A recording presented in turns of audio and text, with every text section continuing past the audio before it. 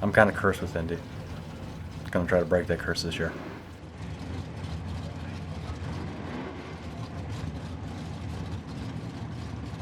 Well, you have a lot of adversities when you race, and sometimes the best days that we have at the racetrack are days that things go wrong.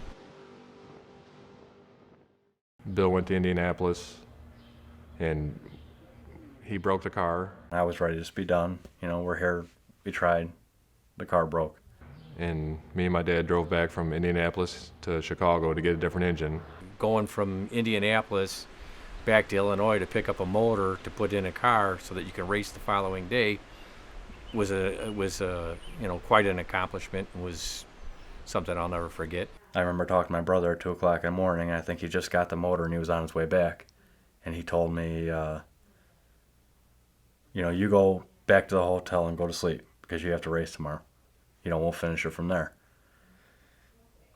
And I remember him calling me again at 6:30 in the morning saying, okay, the motor's in, it started, we're ready to go. We ended up getting crew chief of the year in 2007 for that.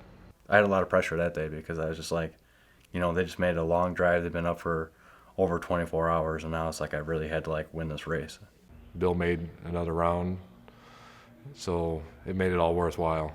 It was good that Bill was able to make the first round and not get knocked out, but had we gone all the way there, put the motor in, and then he would have lost the first round, it wouldn't have been as good. But it shows that we were dedicated and we wanted to give him a shot, give him a loaded gun. Don't just, you definitely, it definitely was rewarding.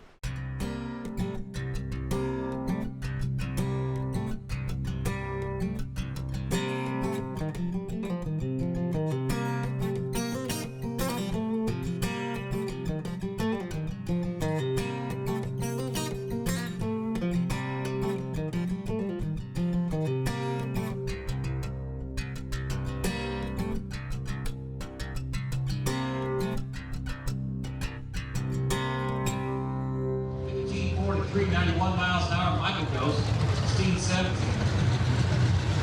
And here comes Chris Cassie.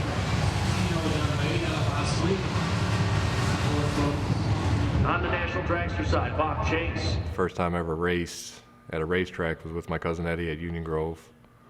I was 15 at the time, and he had a black 1980 Camaro. And he let me take it on the track, even though I wasn't able to drive. And I went faster than he did, which he wasn't real happy about that, but I was. My first time actually drag racing was on my learner's permit, racing my brother John. My brother Bob had a 68 Camaro that he was teaching me how to drive. I was teaching him how to drive stick, and at the time I had a 1968 Camaro, and I was just letting him drive around, teaching him how to drive stick, and we were taking it slow. Well, then my brother John pulled up next to us at a stoplight. In his 70 Chevelle, and I remember my brother Bob telling me, if you lose, you're never going to drive this car again. I made Bill race him, and the light turned green, and he took off, and I just put my hand on his leg and shoved it to the floor so he'd floor it, and we won. So basically at 15 was my first time drag racing down Ogden. Bob, I think the first car he ran was the 68 Firebird that we bought him when he was 15. We had to do quite a bit of work to it before I was able to drive it. We bought it for him. I think it was a $500 car, and we ended up taking the Pontiac motor out and put a small block Chevy in it, and he started racing that. It was my first hot rod, my first car. I'll always have a special spot for that. The original Coco Nova was a car that my dad raced in the 70s. It was owned by a guy named Bobby Campagna. And he was running a 66 Nova. That was painted red with a white Coke stripe on it. And then in the Coca-Cola writing, it was called the Coca Nova. I liked the Coca Nova when I raced it years ago, and when the kids became old enough to race, we decided to build another one. My brother Bill drove it on the street for a while, and then me and my dad put a different engine in, and we started racing it at the racetrack again. The Coca Nova was the race car that Bob raced in 99 or 2000. Super Chevy. When we first started racing it, there was a lot of people that remembered the first one, and they were asking if it was the same car, but of course it wasn't. But it was mainly just to see how many people actually remembered the car. The Coca Nova needed chassis work, so it wasn't as safe to drive So we took that car and we put it out of service and had a welder put a new chassis under it to make it safe. And then and that's where it sits right now. It's still just a rolling chassis now. And Cocanova's sitting in the garage.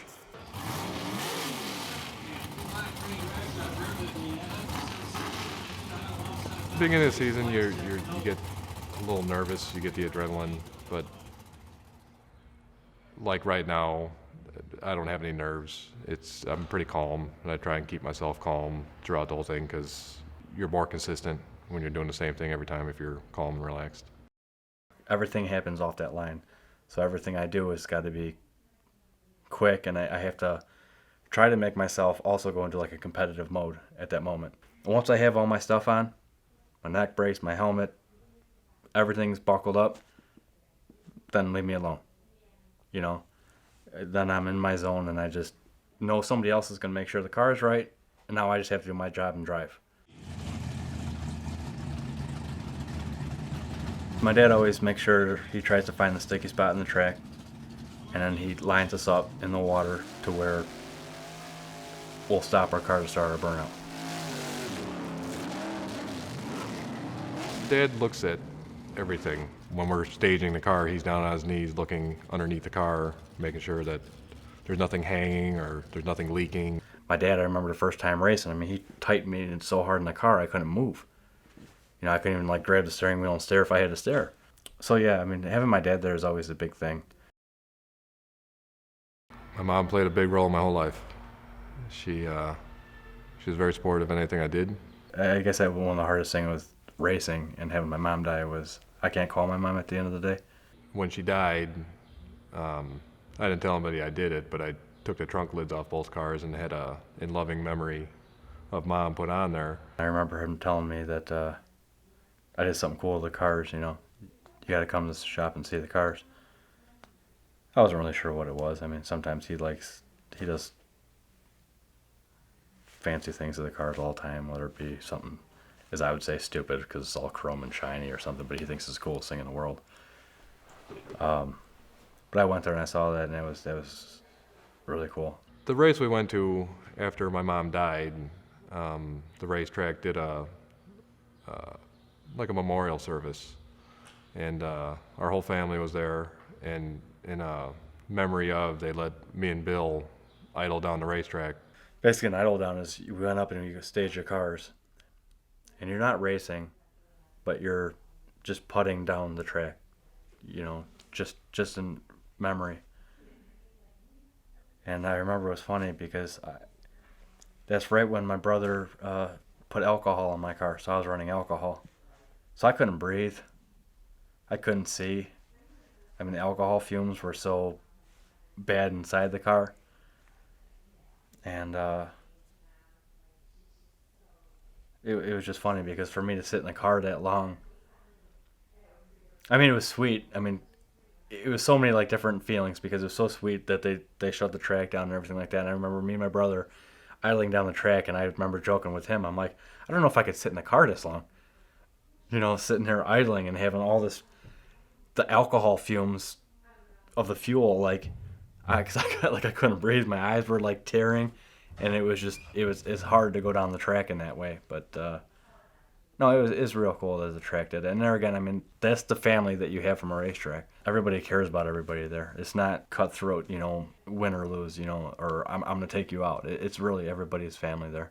The first race this year was actually the anniversary of the day she died. It was almost like she was with me because I went all the way to the final. It was like I couldn't do anything wrong. I ended up losing in the final, but there's just something that made it seem like she was with me. She's the best person I knew.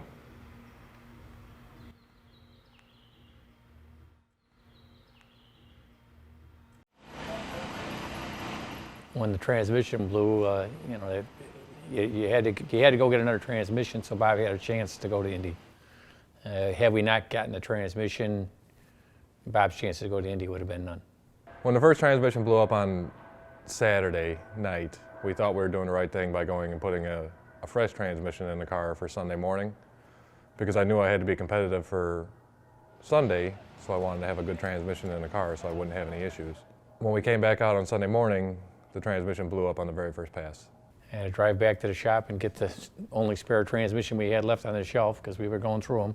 While he was gone, me and Bill took the other transmission out. And I brought the transmission back and we got it back in for the next round. When Bob went out after first round, he was pretty disappointed. I was disappointed because I felt we put a lot of work and effort into trying to get the car back up to the line. And in the past, when we've done that, we've usually been successful. So to go through all that work and fail, it's not something we're really used to. It's a tough class he's in, and he knows it. Just to be where he was in points with all the good racers, and it was a good year. Even though we had problems at the end, he had a great year. When I found out that there was a chance for me to go, I was excited.